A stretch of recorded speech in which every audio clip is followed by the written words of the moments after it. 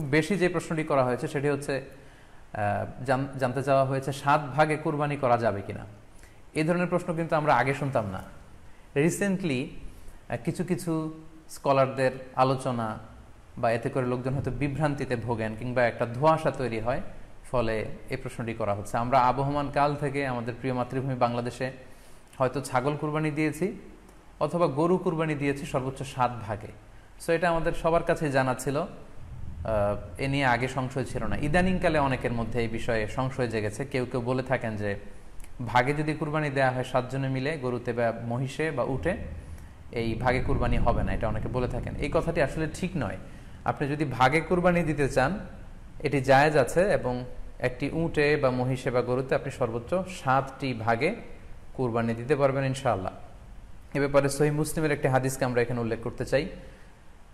সাইয়েদনা জাবের রাদিয়াল্লাহু তাআলা আনহু থেকে বর্ণিত, তিনি বলেন, ক্বালা হাজাজনা মা রাসূলিল্লাহি সাল্লাল্লাহু আলাইহি ওয়াসাল্লাম, আমরা আল্লাহ রাসূল সাল্লাল্লাহু আলাইহি ওয়াসাল্লামের সাথে হজ করেছি। ফানাহারনাল বাঈরা আন সাবআ, সেখানে আমরা উট কুরবানি দিয়েছি 7 জনের পক্ষ থেকে। ওয়াল বাকারাতা আন সাবআ, আর আমরা সেখানে গরু কুরবানি দিয়েছি 7 জনের পক্ষ থেকে। খুব সুস্পষ্ট, একটি উটে ওনারা 7 জন অংশগ্রহণ করতেন, একটি গরুতে 7 জন অংশগ্রহণ করতেন।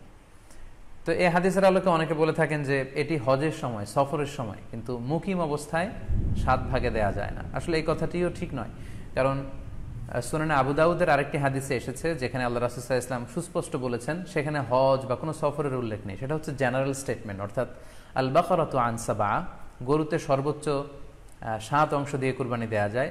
ওয়াল জাযুরু আন সাবআ, আর উটের ক্ষেত্রেও সর্বোচ্চ 7 অংশ দিয়ে কুরবানি দেয়া যায়। তো এই হাদিস, দ্বিতীয় যে হাদিসটি উল্লেখ করলাম, এটা হচ্ছে জেনারেল স্টেটমেন্ট। সেখানে সফর মুকিম কোনো কথা বলা হয়নি। ইন জেনারেলি বলা হয়েছে যে উটে 7 ভাগ দেয়া যায়, গরুতে 7 ভাগ দেয়া যায়। সো আমরা যারা ভাগে কুরবানি দিচ্ছি 7 জন মিলে একটি গরু, আপনারা নিঃসন্দেহে সানন্দ চিত্তে নিশ্চিন্তে কুরবানি দিতে পারেন। সহিহ হাদিসের আলোকে এটি সাব্যস্ত, এতে কোনো সমস্যা নেই ইনশাল্লাহ। তবে ভাগে কুরবানিতে কিংবা যৌথ কুরবানিতে কয়েকটি বিষয় আমাদেরকে খেয়াল রাখতে হবে। নাম্বার 1 হচ্ছে নিয়ত। আপনাদের ইন্টেনশনটা ক্লিয়ার হতে হবে। প্রত্যেকেরই যাতে একই ইন্টেনশন থাকে, সবারই যাতে ইন্টেনশন থাকে যে শুধুমাত্র আল্লাহ তাআলার সন্তুষ্টির জন্য আমরা এই কুরবানি দিচ্ছি। এখানে কয়েকজনের যদি ইন্টেনশন থাকে যে আল্লাহর সন্তুষ্টি, অন্যজনের যদি নিয়তে ঝামেলা থাকে, তাহলে কিন্তু কুরবানিটা প্রশ্নবিদ্ধ হয়ে যাচ্ছে। কারণ ইন্নামাল আমালু বিন্নিয়াত, ইয়ানি ইন্নামা সাওয়াবুল আমালি বিন্নিয়াত, সমস্ত কাজের প্রতিদান দেয়া হবে আপনার ইন্টেনশন বা নিয়তের উপর ভিত্তি করে। সো এজন্য যারা খুব বেশি মুখলেস, খুব বেশি মুত্তাকি, তারা অনেক সময় যৌথ কুরবানি দিতে চান না। তাদের সামর্থ্য না থাকলে ছোট একটা ছাগল দিয়ে তারা একাকী কুরবানি দিতে চান। এটা safe, he want to be in the safer side. কারণ যৌথ কুরবানি দিতে দিতে যে কার মনে কি চিন্তা, কার মনে কি নিয়ত, আমরা কিন্তু কিছু জানি না। সো যদি যৌথ কুরবানি দেন, কুরবানির আগে সবাইকে এটা কনসার্ন করে দেওয়া, রিমাইন্ডার দেওয়া যে ভাই আমাদের কুরবানিটা হবে শুধুমাত্র কেবলমাত্র আল্লাহ তাআলার সন্তুষ্টির জন্য, অন্য কোনো নিয়ত যেন না থাকে, তাহলে কিন্তু আমাদের কুরবানি বরবাদ হয়ে যাবে। এটা হচ্ছে প্রথম কনসার্ন। 2 নম্বর কনসার্ন হচ্ছে হালাল উপার্জন দিয়ে কুরবানি হতে হবে।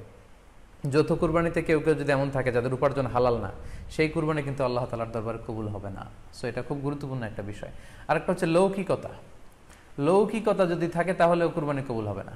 যৌথ কুরবানিতে কারো যদি এটা থাকে যে আমার গরুটা সবচেয়ে বড়, আমাদের গরুটা এলাকার সবচেয়ে বড় গরু, এবং সবাইকে বলে বেড়াচ্ছে যে এইবারের গরুটা সবচেয়ে বড় হয়েছে, আমার চেয়ে বড় গরু কেউ দিতে পারে না এই এলাকায়, তো এই জাতীয় যদি লৌকিকতা প্রবণতা কারোর মধ্যে থাকে তাহলেও কিন্তু তার কুরবানি কবুল হবে না। সো যৌথ কুরবানি যদি আপনারা দিতে চান, এই বিষয়গুলো আমাদেরকে খেয়াল রাখতে হবে।